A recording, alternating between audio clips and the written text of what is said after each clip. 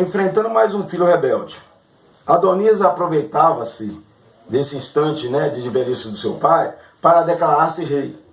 E ele tem quase os mesmos traços de Absalão. É formoso de aparência e exalta a si mesmo. Ao contrário de Absalão, que sofreu oposição do seu pai, Adonias sabia que não haveria qualquer entrave para o seu plano. Porque fora criado sem qualquer disciplina. Daí a expressão, nunca seu pai o tinha contrariado. Adonias representa aqueles que querem ser líderes segundo a sua própria vontade, que exalta a si mesmo, desprezando a vontade de Deus. Essa postura vai lhe custar a vida. Agora, constituindo de Salomão como rei. Já no seu leito de morte, doente e velho, Davi teve de atuar firmemente para constituir Salomão como rei. Ele chama Zadok, Natã, Benaia, passa-lhes as necessárias instruções, seguindo o costume de separação de um rei, e a unção e o anúncio público. Aonde que está registrado essas instruções?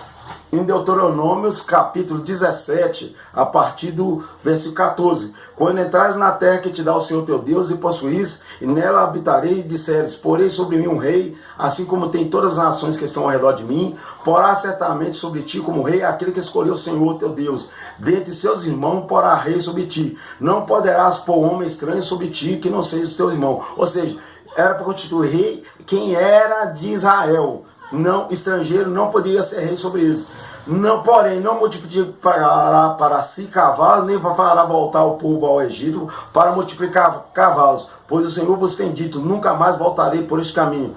Tampouco para si multiplicará mulheres, para que o seu coração se não desvie. Nem ouro multiplicará muito para si. Será também que quando se assentar sobre o trono do seu reino, então escreverá para si um translado dessa lei, num livro, do que está diante do sacerdote levita, e o terá consigo, e nele lerá todos os dias sua vida, para que aprenda a temer ao Senhor seu Deus, para guardar todas as palavras dessa lei e esses estatutos, e para fazê-lo. Ou seja, ele teria que ter a Torá, que é o nosso Pentateuco, que é Gênesis, Êxodo, Números, Levítico e Deuteronômio. Ele tinha que saber isso aí. Então essa era a condição para quem seria rei. Agora, ele chamou Zadok, Natã que era profeta, Zadok era sacerdote, Benaia era certamente um conselheiro. A unção foi feita por Zadok com óleo do tabernáculo perante todo o povo. Você vê que ele era sacerdote. As palavras de Davi a Salomão. O rei tinha consciência plena de que uma vida de santidade só era possível pela observância e obediência completa à palavra de Deus. Então ele falou assim, conforme Moisés revelaram. Então ele falou para Salomão, você vai ter que servir ao Deus verdadeiro. Agora, Salomão, infelizmente, aquilo que eu li lá em Deuteronômio 17, que não era para multiplicar mulheres, ele teve 300 mulheres e 700 concubinas. Então, quer dizer, ele não acompanhou isso. Agora, as palavras finais de Davi.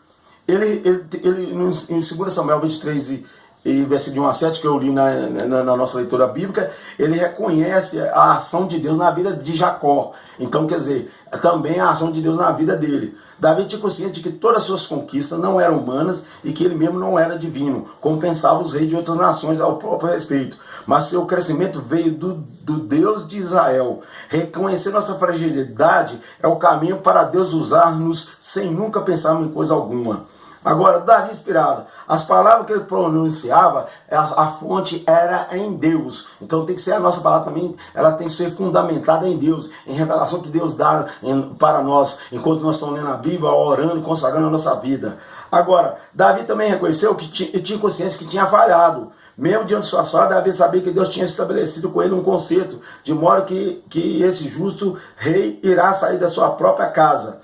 Em 1 Reis 2:10, o autor sagrado registra a morte de Davi, o grande rei de Israel, e dormiu com seus pais para acordar na eternidade com Deus. Ele estaria para sempre com o Senhor. Agora a conclusão. A Bíblia fala dos atos heróicos de Davi, mas não esconde seus erros e deslizes. Mas o pastorzinho de Belém, como o homem segundo o coração de Deus, soube como retornar ao que ungira como rei de Israel. Ou seja, meu irmão, você ainda tem tempo de voltar para aquele primeiro dom que Deus te deu, para o primeiro amor. Você ainda tem tempo de Deus renovar a sua vida, de você ter um concerto com Deus e ainda você ser vitorioso, mesmo na velhice. Na minha igreja tem irmãos que são idosos, mas estão evangelizando nas praças. Eu vou num culto às 15 horas, na sexta-feira, na praça, e lá os irmãos idosos, 80, 90 anos, é que estão lá. Aí um dos mais novos que estão lá sou eu, e poucos irmãos. Então, quer dizer, eu tenho 53 anos. Então lá está irmão de 70, 80 anos, e estão pregando o evangelho, e lá nós já fizemos casamento, até batismo, e nós temos saído das quatro paredes. E eu conclamo a você, porque o próprio Jesus diz: ide por todo mundo e anunciai o evangelho. Ou seja, nós temos que sair das quatro paredes e anunciar o evangelho. E eu desejo para você um feliz Natal e um próspero ano novo 2020. Amém.